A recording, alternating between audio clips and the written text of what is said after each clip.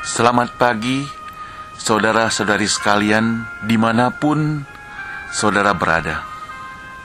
Saya, Pendeta Saumiman Saud, dari San Francisco, akan menyampaikan kabar baik buat saudara pada pagi hari ini. Kiranya kabar yang disampaikan kepada saudara berupa firman Tuhan ini boleh menjadi berkat bagi saudara sekalian. Saudara, jikalau khotbah yang disampaikan pada pagi hari ini menjadi berkat bagi saudara, silakan perkenalkan kepada teman-teman saudara sekalian. Hubungi saya jikalau saudara hendak berkomunikasi dengan alamat email saumiman@gmail.com. Sekali lagi, saumiman@gmail.com. Kiranya Tuhan memberkati saudara sekalian sepanjang hari ini. Terima kasih, Tuhan memberkati, dan selamat mendengarkan. Selamat pagi saudara sekalian yang saya kasihi dalam Kristus Yesus. Pagi ini kita akan sama-sama mempelajari sebuah tema yang saya beri judul sebuah pengampunan. Saya mengajak kita membaca di dalam surat Rasul Paulus kepada Filemon. Kita akan lihat ayat 8, ayat 9, 10, dan 11. Saya akan bacakan buat kita sekalian. Karena itu, sekalipun di dalam Kristus, aku mempunyai kebebasan penuh untuk memerintahkan kepadamu apa yang harus engkau lakukan. Tetapi mengingat kasih-Mu itu, lebih baik aku memintanya daripadamu. Aku, Paulus, yang sudah menjadi tua, lagi pula sekarang dipenjarakan karena Kristus Yesus, mengajukan permintaan kepadamu mengenai anakku yang kudapat selagi aku dalam penjara, yakni Onesimus. Dahulu memang dia tidak berguna bagimu, tetapi sekarang sangat berguna, baik bagimu maupun bagiku. Demikian pembacaan firman Tuhan. Mari kita berdoa. Bapa di surga, persiapkan hati kami merenungkan firman Tuhan ini. Kiranya firman Tuhan ini boleh jadi berkat bagi kami semua dimanapun kami berada. Di dalam nama Tuhan Yesus kami berdoa. Amin. Saudara sekalian, jikalau Filemon bukan pengikut Kristus yang sejati, maka persoalan yang dialaminya sangat gampang dibereskan. Rupanya ada persoalan apa, saudara? Ada seorang budaknya yang mencuri barang. Nah, sesuai dengan peraturan hukum yang berlaku, maka si budak tersebut harus dibunuh.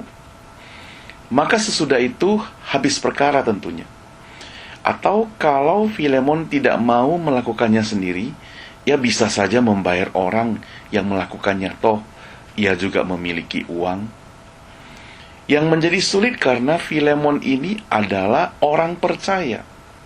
Istilah kita sekarang, Filemon itu orang Kristen.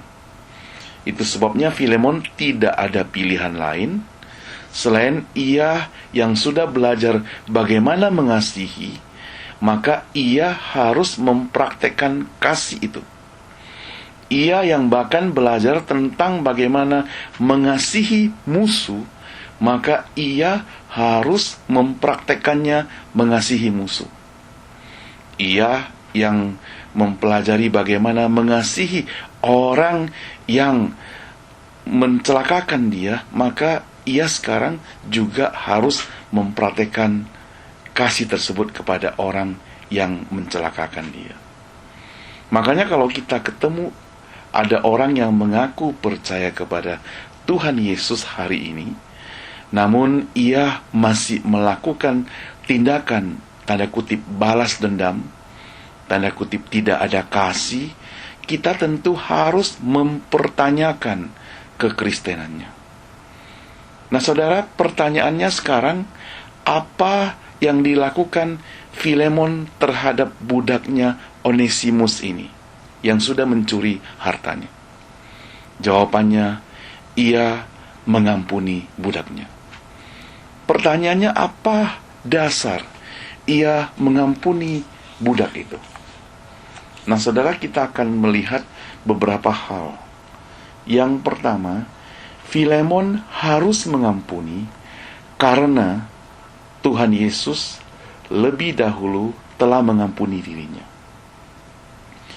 Nah, firman Tuhan mengajarkan kita harus mengampuni musuh, bahkan orang-orang yang menganiaya kita. Hal ini sudah Tuhan Yesus praktekkan tatkala ia hidup sebagai manusia di dunia ini.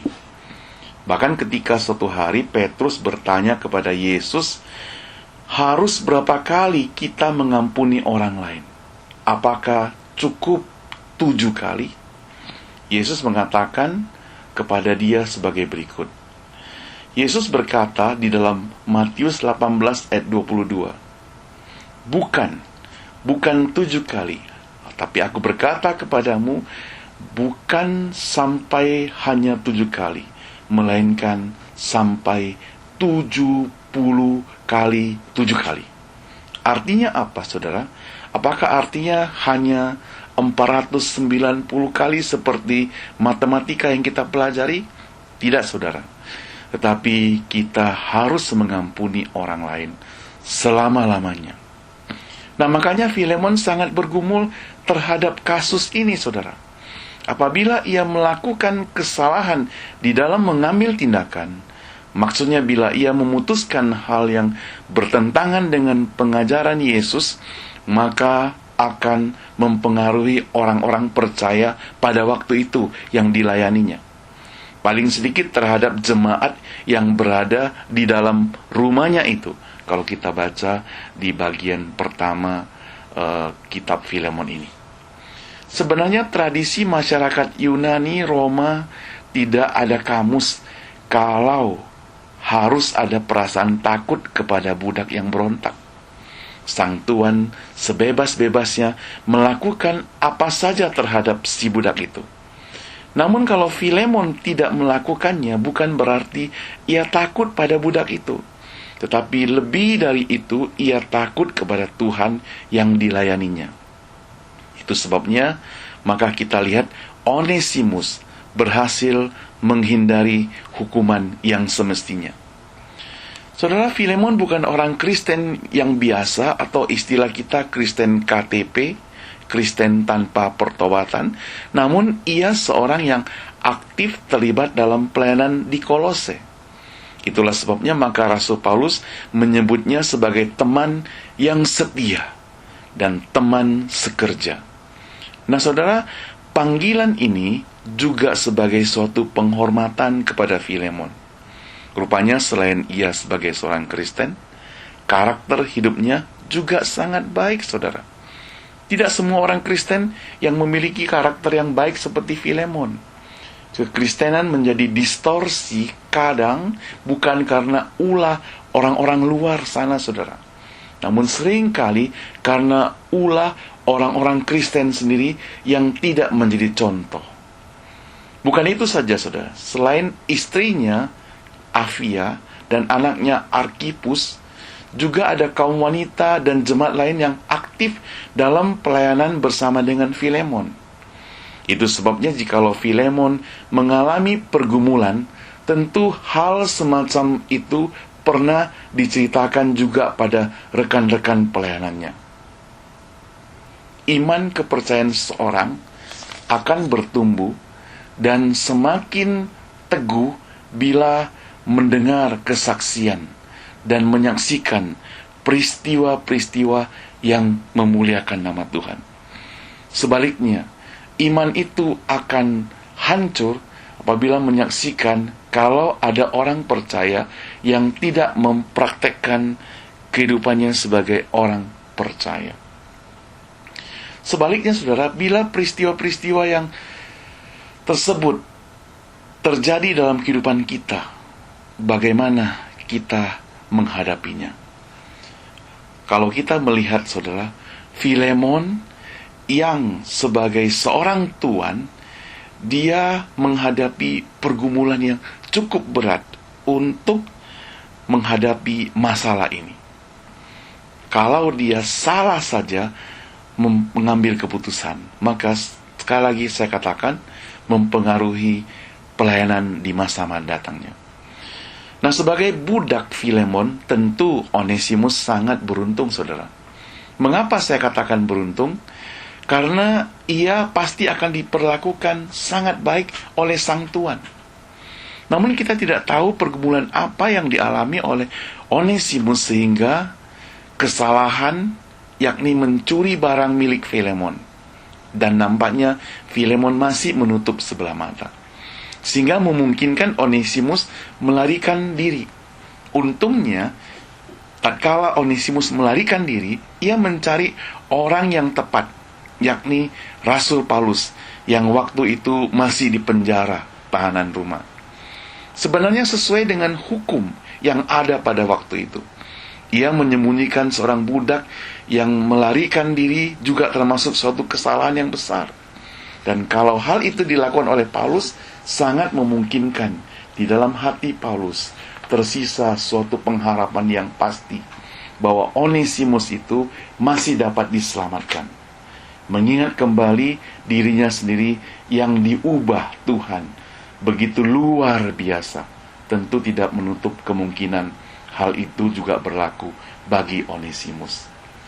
Nah, saudara, seringkali kita menemukan orang-orang yang bekerja zaman ini, pembantu rumah tangga misalnya, mereka juga melakukan hal-hal yang sangat merugikan majikan.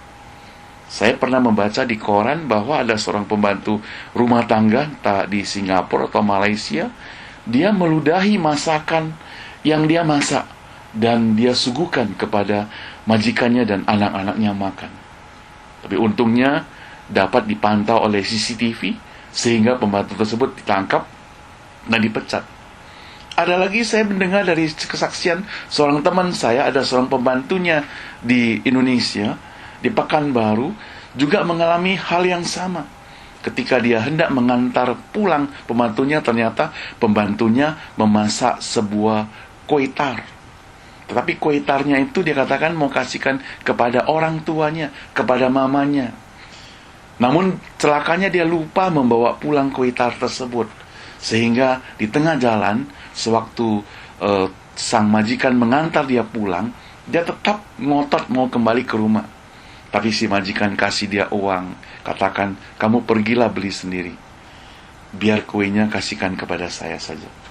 Nah, sewaktu waktu senggang, ketika si majikan mengingat kembali kue tersebut, dia membuka dan hendak mencoba memakannya. Betapa kaget ketika dia potong kue tar tersebut, di dalamnya berisi perhiasan-perhiasan dari sang majikan tersebut, yang sebenarnya sudah dipersiapkan untuk dibawa pergi. Nah, saudara, kadang kita menemukan sang pembantu rumah tangga atau orang-orang yang bekerja yang berlaku hal yang seperti itu. Majikan bisa baik, majikan juga bisa jahat. Oleh sebab itu, kita perhatikanlah, kalau si Onesimus menemukan majikan yang baik, dia yang berlaku jahat. Ada orang yang menemukan majikan yang jahat, sedangkan dia baik dan sebagainya. Tapi hal yang kita temukan adalah Filemon sang majikan dapat mengampuni orang atau budaknya yang mencuri karena Tuhan Yesus lebih dahulu mengampuni dirinya. Yang kedua, mengapa Filemon bisa mengampuni? Filemon harus mengampuni karena kehidupan budaknya sudah diperbaharui. Nah, saudara, kita kalau kita ditanya bagaimana Onesimus dapat bertemu dengan Paulus, maka secara pasti caranya jelas. Namun ada yang caranya kurang jelas, maksud saya. Namun ada yang memperkirakan kemungkinan besar Epafras, sang pendiri dan gembala sidang di jemaat Kolose itu, Misalnya di Kolose pasal 4 ayat 12, saya bacakan buat saudara, yang memperkenalkan kepada Paulus. Mereka bertemu di rumah sewa Paulus di Roma, ada di Kisah Rasul 28 ayat 30. Dan di sanalah Paulus memimpin Onesimus percaya kepada Tuhan Yesus. Saudara, arti Onesimus itu sendiri adalah berguna. Namun, yang berguna ini telah menjadi tidak berguna karena dia mencuri barang tuannya.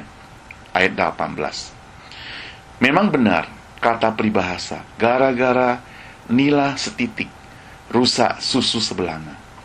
Nama baik Onesimus telah rusak karena ia melakukan kesalahan yang mengakibatkan kerugian bagi sang tuan. Nah, dalam kondisi yang demikian, tentu ia telah kehilangan kepercayaan.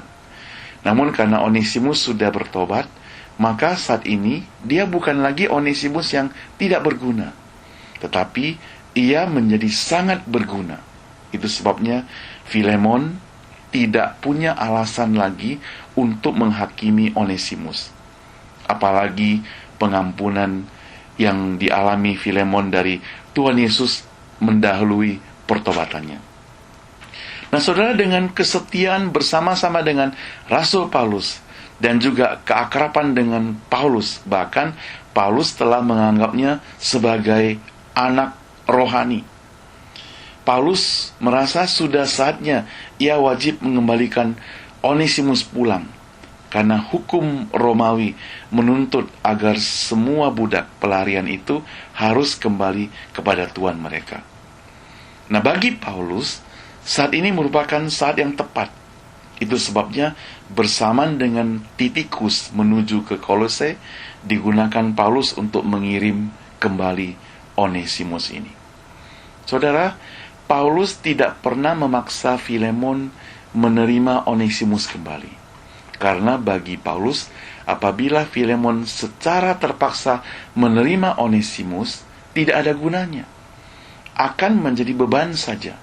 Padahal, kalau Paulus mau memaksakan Filemon juga bisa. Karena sesungguhnya Filemon sendiri juga merupakan hasil buah penginjilan Rasul Paulus. Kalau kita perhatikan ayat 19, dikatakan, "Aku Paulus menjaminnya dengan tulisan tanganku sendiri. Aku akan membayarnya, agar jangan kukatakan tanggungkanlah semuanya kepadamu, karena engkau berhutang padaku, yaitu dirimu sendiri." Jadi secara rohani, Filemon berhutang juga pada Paulus. Saudara, kita harus mengerti perasaan Filemon juga. Tidak gampang baginya menerima orang yang pernah menyakiti hatinya, lalu kembali ke rumahnya. Bukan itu saja, Paulus mengatakan bahwa anggaplah sebagai saudara. Jadi bukan lagi sebagai hamba. Kalau saudara perhatikan Filemon 1 ayat 16, dia katakan bukan lagi sebagai hamba, melainkan lebih daripada hamba, yaitu sebagai saudara yang kekasih. Bagiku sudah demikian, apalagi bagimu, baik secara manusia maupun di dalam Tuhan. Jadi saudara, Onesimus yang pernah menyakiti Filemon ini bukan hanya akan tinggal kembali bersama-sama dengan Filemon, dengan statusnya juga dari seorang budak menjadi seorang saudara, sudah berubah. Sekali lagi, kalau bukan hanya mengingat anugerah Tuhan, kasih Tuhan, kemurahan Tuhan, pengampunan Tuhan yang pernah dialami oleh Filemon, tentu dia tidak sanggup melakukannya. Saudara, tanggal 10 September 2005, sebuah harian sore memuat kesaksian singkat saya yang berjudul Makna Sebuah Pengampunan. Isinya kira-kira demikian, saudara. Kejadiannya Sabtu itu merupakan peristiwa yang tidak terlupakan. Memang tanggal persisnya saya tidak ingat, namun saya ingat kira-kira tahun 1982. Waktu itu kebetulan saya sebagai guru di sebuah kelas 6 sebuah sekolah Kristen. Suasana kelas tidak begitu menyenangkan, saudara. Sehingga kalau kita yang sedang mengajar akan terpancing kemarahan. Nah, pada waktu yang bersamaan, saya baru saja memperingatkan supaya anak-anak jangan berisik, jangan ribut, jangan berbicara. Namun kemudian saya mendengar di bangku paling depan ada 2 anak wanita tetap saja ngobrol dan tertawa. Saya tidak dapat menahan emosi. Itu sebabnya saya memberikan hukuman. Nah, dasar dia anak mami barangkali, sehingga baru dihukum langsung menangis. Ceritanya tidak sampai di sini, ia melaporkan ke kakak laki-lakinya. Kira-kira jam 2 siang si kakaknya datang ke rumah saya tanpa babi ibu, langsung melempar batu ke rumah. Sesudah saya keluar, tiba-tiba dia sempat meninju ke arah saya. Saya berusaha menjelaskan perkaranya, namun orang itu tidak mau tahu, seperti sudah tanda kutip kesetanan, seakan-akan ingin menghancurkan saya. Nah, waktu itu saya sempat sempoyongan, namun tidak terbersit dalam hati saya untuk membalas. Walaupun adik-adik saya sudah siap untuk menyongsong keluar dari belakang untuk membalas, saya hanya berkata, jangan lakukan itu. Nah, saudara, selesai itu rumah saya dikerumuni banyak orang. Sepertinya ada kejadian yang luar biasa. Mereka pada umumnya ingin tahu apa yang sedang terjadi. Ada yang minta saya segera melaporkan polisi. Ada pula yang mengatakan minta ganti rugi. Waktu itu saya hanya berpikir, apa yang harus saya lakukan? Apakah saya perlu menuntut ganti rugi? Bukankah saya sebagai guru agama di sekolahnya? Saya orang percaya. Saya orang yang dikasihi oleh Tuhan Yesus.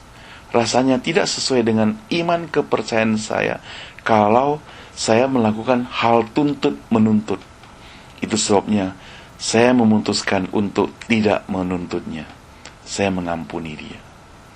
2 jam kemudian ayahnya datang ke sekolah dan dipertemukan dengan saya. Waktu itu dia mewakili keluarga minta maaf akan kejadiannya. Saudara, saya terima dan memaafkannya.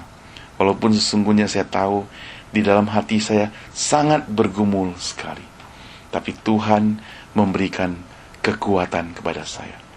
Syukur, saudara, saya bisa mengampuni. Kalau tidak, saudara, bagaimana saya bisa mengkhotbahkan bagian ini bagi saudara? Saya bersyukur sekali lagi untuk kejadian seperti ini, sehingga saya dilatih sabar dan menahan diri. Bagi saya kejadian ini merupakan suatu kemenangan, karena di hati saya tidak tersimpan kebencian, dendam, termasuk terhadap anak itu. Itu sebabnya saya tahu Tuhan Yesus terlebih dahulu mengampuni saya, dan dia juga akan memberikan kesanggupan kepada saya untuk mengampuni orang lain. Seperti yang tertulis dalam Kolose 3 ayat 13. Sabarlah kamu terhadap yang lain, dan ampunilah seorang akan yang lain, apabila yang seorang menaruh dendam terhadap yang lain. Sama seperti Tuhan telah mengampuni kamu, kamu perbuat juga demikian. Yang ketiga, saudara, mengapa Filemon bisa mengampuni? Filemon harus mengampuni karena sebagai orang percaya, ia mesti mempraktekkan kasih karunia Tuhan ini. Filemon menghadapi kasus pergumulan yang cukup berat, saudara. Sesuai surat pengantar Rasul Paulus, ia diminta menerima Onesimus di rumahnya, tinggal bersama, dan hidup sebagai saudara, bukan sebagai budak lagi. Itu berarti Filemon harus melupakan semua kejadian pada masa-masa lalu. Itu berarti Filemon harus menerima kembali Onesimus itu apa adanya, bukan apa-apanya. Itu berarti Filemon harus dengan rendah hati menyambut Onesimus. Ia juga berarti Filemon harus berjuang keras melawan unsur manusianya, egoisnya yang ada dalam dirinya, yang tidak menghendaki pengampunan yang terjadi. Sama seperti Tuhan Yesus lakukan buat kita, saudara. Ia membenci dosa yang kita lakukan. namun ia tidak pernah membenci kita. Kalau hari ini saudara Filemon berhasil melakukannya semata-mata karena kasih karunia dari Tuhan. Seringkali kita mendengar keluhan mereka yang pernah jatuh dalam kesalahan. Mereka katakan Tuhan Yesus sudah mengampuni kesalahannya. Namun saudara, orang-orang yang berbuat salah itu masih belum menerima pengampunan dari masyarakat. Contoh konkretnya, sewaktu Rasul Paulus baru bertobat, ia juga merasakan demikian. Jemaat di Yerusalem takut menerimanya. Namun Barnabas yang percaya akan pertobatan Paulus, ia dapat menerimanya. Menerima Rasul Paulus kembali. Kenapa? Karena dahulu Rasul Paulus sangat kejam terhadap orang percaya. Kisah 9 ayat 26 sampai 28 menceritakan hal itu. Begitu juga sewaktu ada sekelompok orang menyeret seorang perempuan yang berbuat dosa, maka Tuhan Yesus meminta kepada mereka semuanya, siapa yang tidak berdosa, silakan lempar batu dahulu. Namun satu persatu mereka mundur.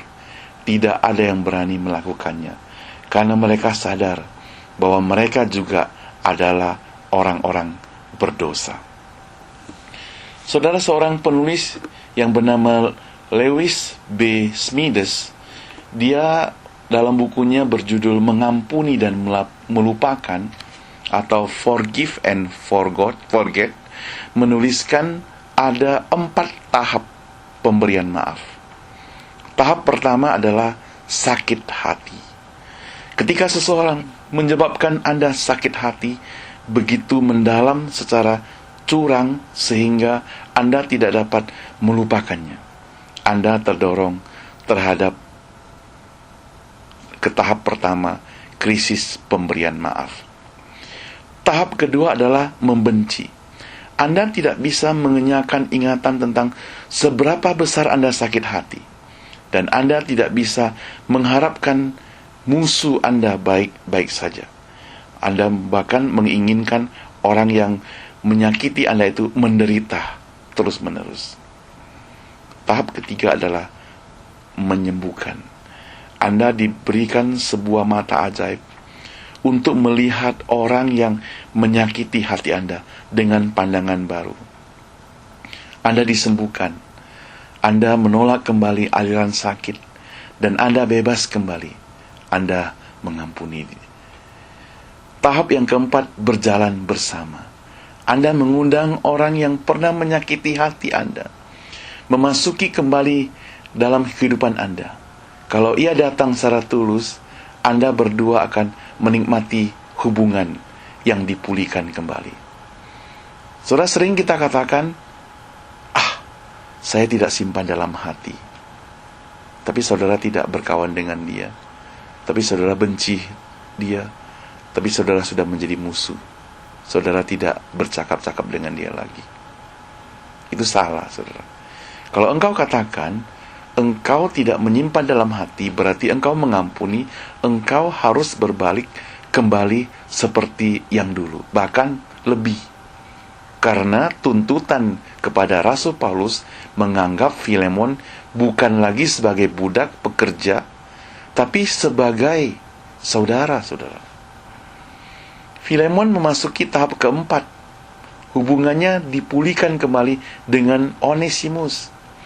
Ia harus mengundang kembali orang yang pernah menyakiti hatinya ke dalam hidupnya. Sekali lagi, sola gratia, hanya anugerah. Hanya anugerah yang memungkinkan semuanya ini terjadi. Nah saudara, kalau hari ini Anda dan saya sadar bahwa kita adalah orang-orang yang pernah bersalah dan orang-orang yang berdosa, sudah tentu kita tidak anggap remeh orang-orang yang pernah jatuh. Beda antara kita dengan mereka hanya dosa yang diperbuatnya ketahuan, sedangkan dosa yang diperbuat kita belum ketahuan. Saudara, tatkala Tuhan Yesus berada di atas kayu salib, Salah satu ucapan agungnya adalah, "Ya Bapa, ampunilah mereka, sebab mereka tidak tahu apa yang mereka perbuat." Permisi tanya, beranikah kita membuka hati kita dengan mengatakan kepada Tuhan, "Jikalau hari ini aku punya musuh, atau memiliki orang-orang yang pernah menyakiti hati kami, pernah merugikan kami, pernah menghancurkan kami, aku juga akan mengampuni dia. Aku akan menerima dia sebagai sahabatku kembali. Karena Tuhan Yesus sudah mengampuni orang tersebut. Karena Tuhan Yesus sudah mengampuni orang tersebut. Kasih Tuhan, kasih yang sempurna, ku terima dari Dia. Kasih yang sempurna, bukan karena kebaikan kita, bukan karena kepintaran kita, tapi hanya karena anugerahnya. Oleh kasih Dia, Dia mengampuni kita.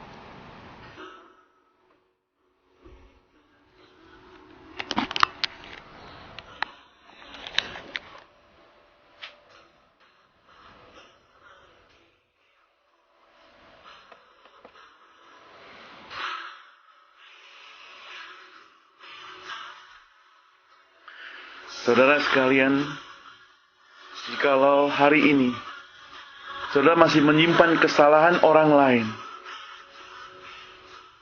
Tuhan mengetuk hatimu. Tuhan ingin engkau mengampuni orang itu, bahkan menganggap dia bukan sebagai musuh, tapi sebagai sahabat, saudara. Beranikah kita lakukan itu? Bukalah hatimu, ampuni. Jangan biarkan dendam terus bersarang dalam hidupmu, karena Tuhan sudah mengampuni kamu.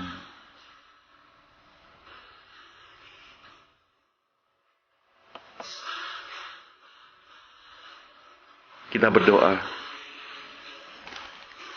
Bapa di surga, terima kasih untuk firman Tuhan yang sudah kami dengar. Berkati kami semua, Tuhan. Tolong kami yang sudah mendengarkan, buka hati kami lebar-lebar dengan kasih-Mu, supaya kami bisa mengampuni orang yang bersalah. Siapapun dia. Mungkin dia adalah istri kita, mungkin dia adalah suami kita, mungkin dia adalah orang tua kita, mungkin dia adalah orang-orang yang pernah kita kasihi, mantan, pacar kita, ataupun siapapun dia, Tuhan, yang pernah merugikan kami. Kita sebagai orang percaya, Tuhan, berikan kekuatan kami untuk mengampuni. Di dalam nama Tuhan, dalam nama Tuhan Yesus kami berdoa. Amin.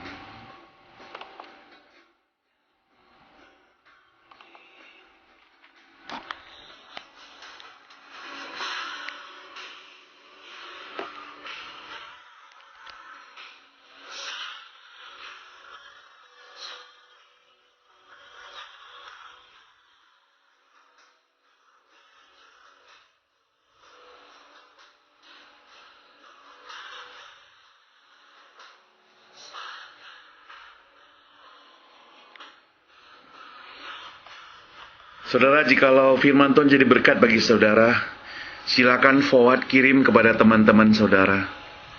Atau kalau saudara hendak mengadakan komunikasi dengan hambanya Pendeta Saumiman Saud, silakan kirim email kepada beliau atas nama Saumiman, SAUMIMAN @gmail.com. Sekali lagi, saumiman@gmail.com. Terima kasih. Tuhan memberkati kita semuanya. Puji Tuhan. Haleluya. Tuhan memberkati kita sekalian.